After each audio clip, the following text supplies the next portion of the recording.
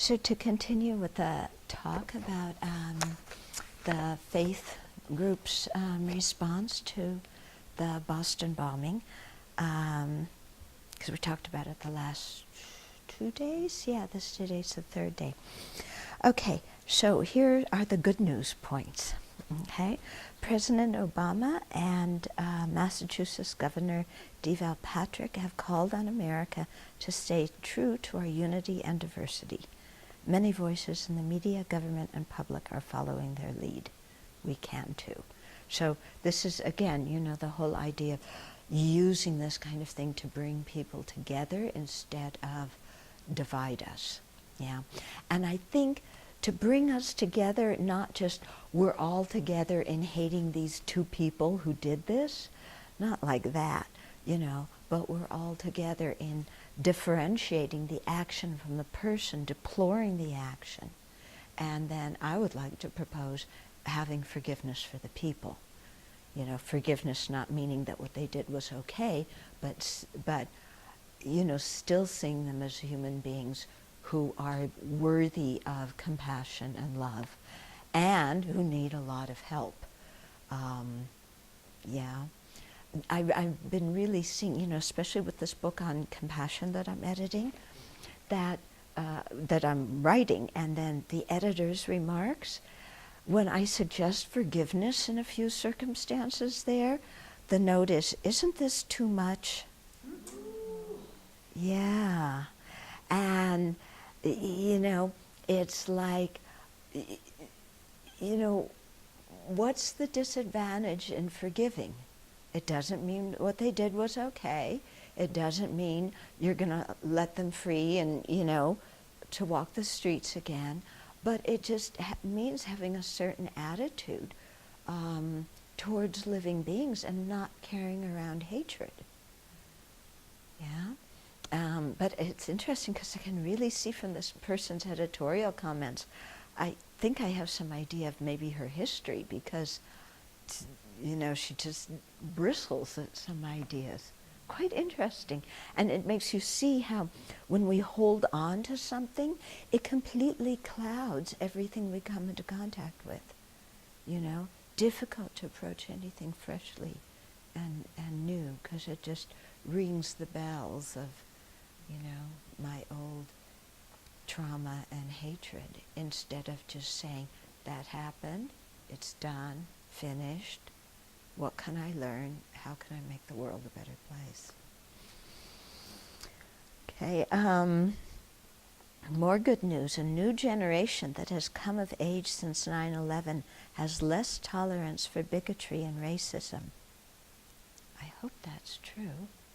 I mean, we have seen that, I think, in the young people who've come here. What do you think?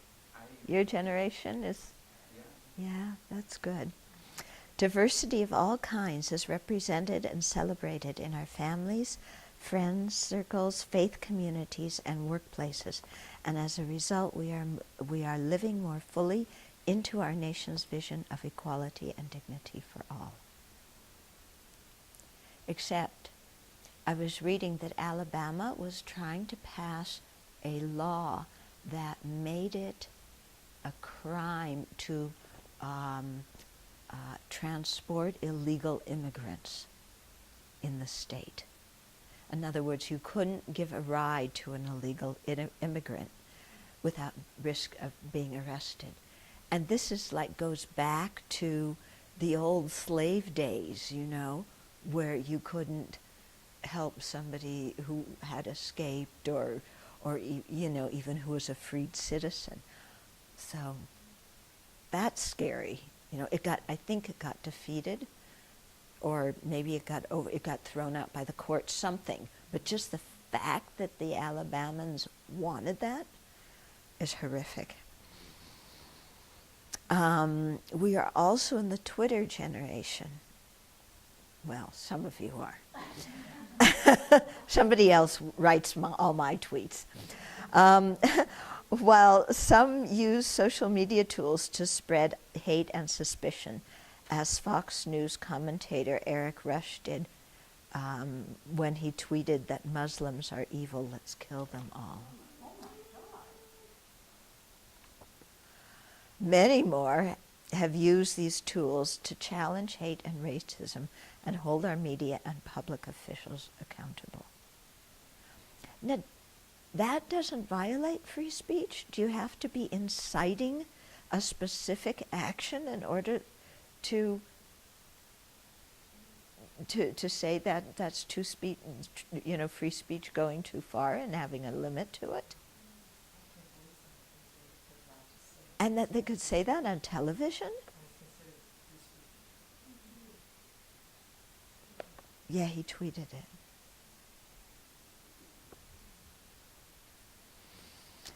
I wonder if he's on a hate list.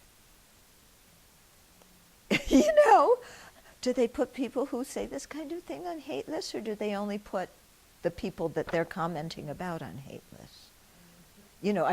Not hate lists, but watch lists in the government.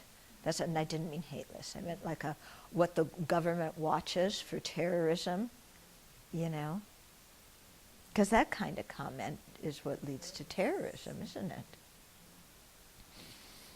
In the last decade, we've seen a multi-faith movement for justice arise out of the ashes of 9/11, organizing faith leaders to band together for justice instead of being separated by divisive attacks or politics. Okay, and one thing that is nice about that in our community is that on June 5th, at the St. John's Episcopal Cathedral Church, we're having a panel on the death penalty, and it's going to be with a Catholic sister, a Jewish rabbi, an Episcopal priest, I think he is, and me. And then the moderator is from UU. Huh? Yeah, that's what I said, an Episcopalian priest, or I guess he's a minister rather than a priest. Yeah, so that's nice, isn't it, in our own community, And they had women on the panel too. Yeah, because really lots of times these things, forget about women. So, so the change is happening and people are speaking up. And it says, please remember there is nothing like the power of a story to move hearts and minds.